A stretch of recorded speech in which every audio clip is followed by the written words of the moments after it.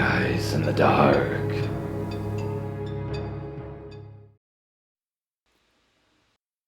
This all happened sometime around a year ago. Oftentimes, I would pick up my sister from school. She didn't have a car, and I wasn't going to college at the time. She was 17. I was 20. My sister, who I will be calling Elle, was your neckbeard bait, as you would call it. She's very attractive, long blonde hair, blue eyes, great personality. A joy to be around most of the time, and she is liked by everybody around her. She watches anime, reads manga quite often. Her friends group was normal, filled with people that often fit all of her interests and her personality. I've talked with all of her friends, including a few that happen to be my own. They happen to be very good people. Makes it weird that a neckbeard was part of all of this. The neckbeard wasn't the normal neckbeard, as they would call it. He was actually pretty attractive, lean, never really smelled like body odor. He wasn't greasy at all. But he did have a beard on his neck that was growing. So by the looks, you wouldn't really expect it. He did like anime, but his personality was just awful. Constantly putting others down.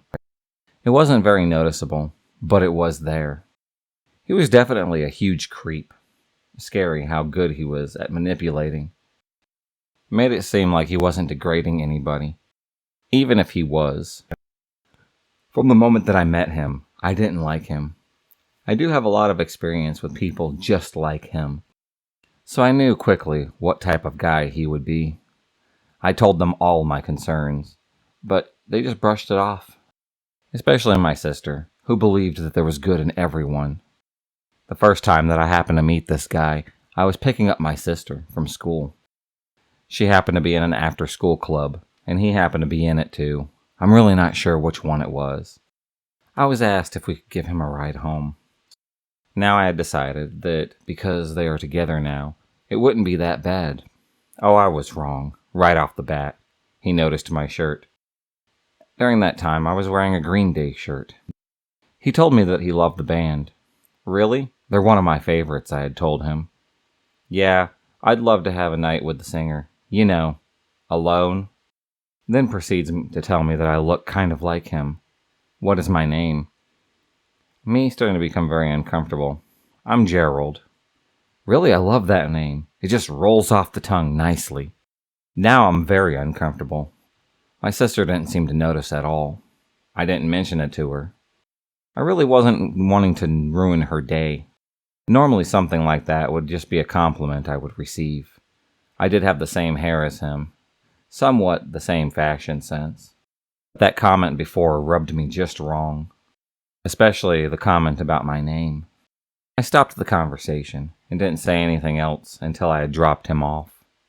Thank you for the ride. Hopefully I will see you later, he says. During this, he gave me this awkward wink right before he walked away, and my sister had moved to the front seat. I told her that I don't like him. Why? He's pretty nice once you get to know him, really. She was dead set on that, and so I didn't push it anymore. Over the next few months or so, I'd see a lot of him, enough to see that he was not the kind of guy that anyone would want around their sister. He was pretty perverted, degrading, and I absolutely hated him. During her birthday, she invited everybody that she knew, including him. I'd gotten a hold of some alcohol through one of my friends. Baked a cake. You know, the whole house was decorated. Everything was going just great. I stayed away from the group, let my sister have her fun around all of her friends, drank by myself on the couch, just so that I made sure nothing happened. I ended up talking to one of our mutual friends. They hung out with me towards the middle, when I had started to get drunk enough to act a bit out of my character, but definitely not enough to remember what I did. Shortly after, they motioned right behind me. I looked where he was suggesting, only to see the neckbeard staring directly at me from where he sat, with her right next to her friends. I happened to look away. You know, you're all he talks about now. He's got one hell of a crush on you. Really? I've had around 2 conversations, maybe 3 with him. As if he suddenly knew that I was talking about him, comes to sit next to me right on the couch, close enough to have our thighs touching each other. Hi, guys. I think that everybody's going to start a game of Uno. She wants all of you to join. So our friend goes to join him, giving me a very sympathetic look as I am left with the neckbeard. Once we were left alone, it started. His hands kept touching me, no matter where it was at, on my body or my clothing. I really never liked being touched, so it creeped me out a lot. It really put me on edge. During this time, I was too drunk to do anything. Hey, you seem to be close with him. Huh? Oh yeah, he's a good friend of mine. His tone, from what I remember, was slightly off. He was very angry, or so it seemed. So how have you been? You look good. It's been a while since I've seen your pretty face. I tried to shift away from him, when I remember not wanting to be anywhere near him, as he had just said that. It made it worse when he had his hand on my arm. I wanted to vomit all over him. Thanks, but could you please not touch me? I asked. Why? Aren't you gay?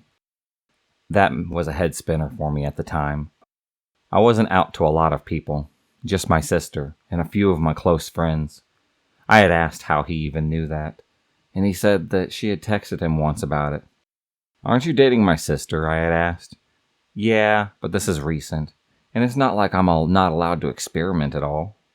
His hand had moved to my thigh.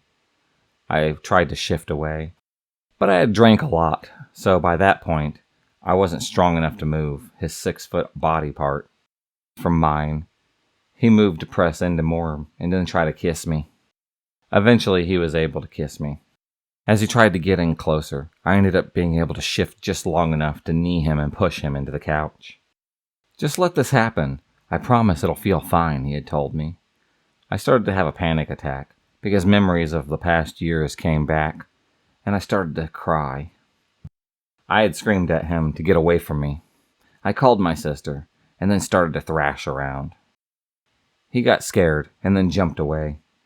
I don't remember exactly what had happened, as I was in the middle of my panic attack, but I was told that he had left. My sister and one of our friends had helped me upstairs to my room. Later on, when I sobered up, I told my sister all about what had just happened. She was livid with her boyfriend. She went to go call him and talk to him about it. I'm not sure exactly what had happened, but the very next day, she told me that they broke up. Whatever happened during that time, I am so glad that she decided to break it off with him. This dude was really creepy, and it bothered me so much.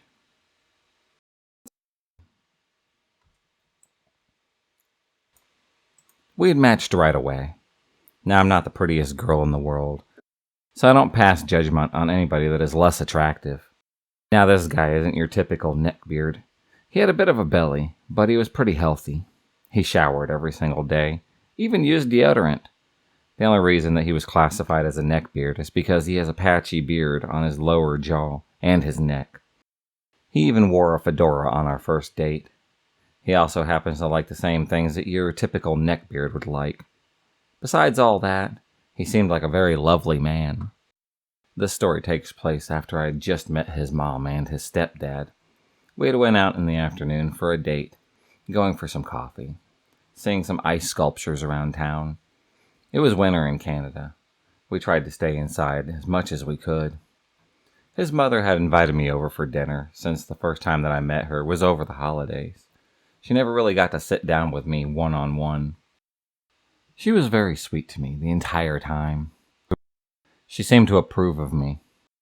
At first I was pretty worried, considering that I had tattoos and piercings, and at the time I happened to have green hair, whereas she was a very conservative type of woman, didn't believe in sex before marriage, had pictures of Jesus all over her house, and her kids were plain looking, against their will at least. Of course, she had asked me the normal questions when you're trying to get to know your child's boyfriend or girlfriend. Did you enjoy your holidays? What did you do? What did your family go see? Do you have any siblings? Do you go to work or school? Things like that. It was all just fine until she had asked me what I did for my work. Now I'm open with people, especially about where I work and what I do. but for a very good reason. This was pretty off-putting for me.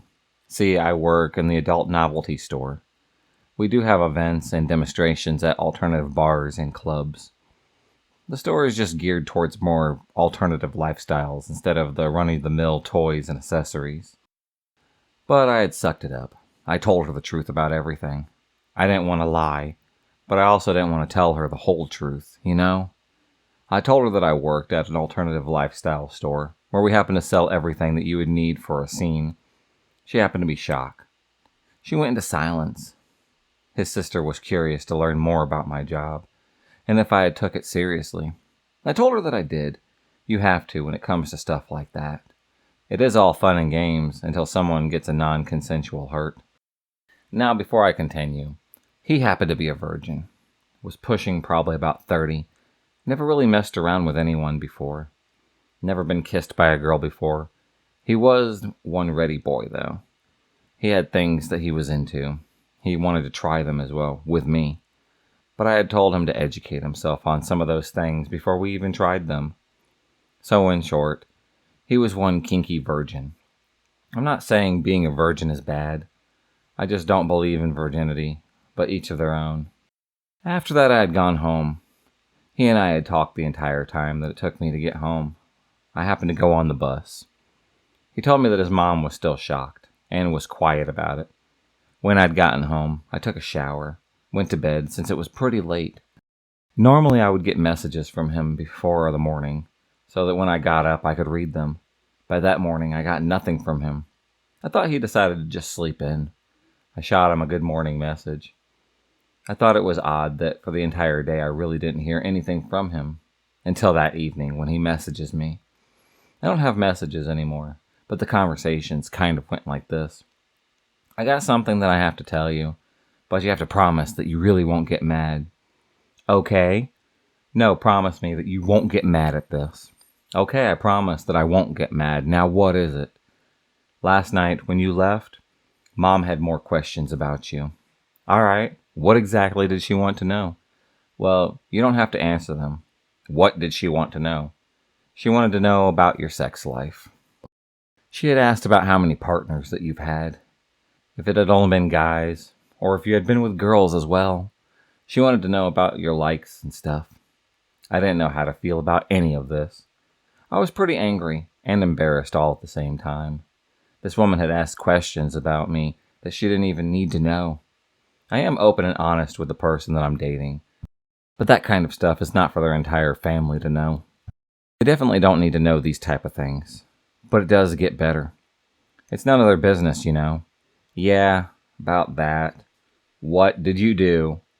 I did answer her questions. Why would you even do that? I asked him. She wanted to know. So you just told her? What did you even fucking tell her?